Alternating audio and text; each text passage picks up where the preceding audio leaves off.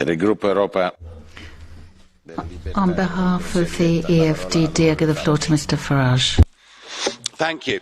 Imagine you invited a very important guest round for dinner, and you made all the preparations, and there were some very important confidential conversations that needed to be had, and you thought everything had gone well, and yet within hours your guest had told the outside world that you, the host, were deluded, that you were living in a different galaxy.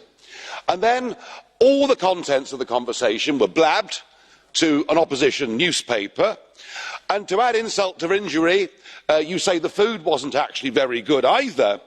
And then a few days later, in a display of extreme petulance, you even deride the national language of the host, which, by the way, is looking a bit silly, because last Saturday's extravaganza, known as the Eurovision Song Contest, saw 90% of the songs sung in English. Now, if you were the host and you'd been treated like that by somebody that you thought was important and somebody you thought you could trust, I think you'd be asking yourself, were you dealing with a reasonable person? Now, I don't know, Mr. Juncker, whether this is how you carry on in Luxembourg. I doubt it, because in any other part of the civilised world, frankly, that behaviour would be considered to be bloody rude, and the act of a bully. Well, I'll tell you something.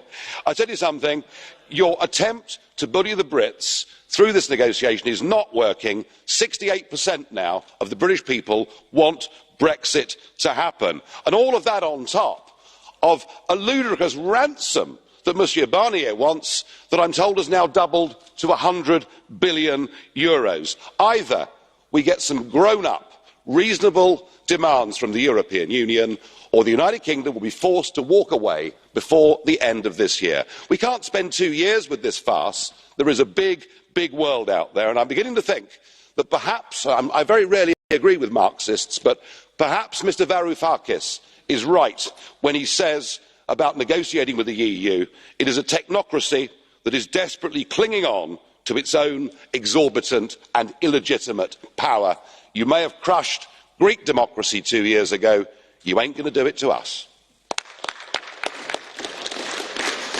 Big Man Tyrone here. Make sure to subscribe to the wicked awesome Robin Hood UKIP YouTube website.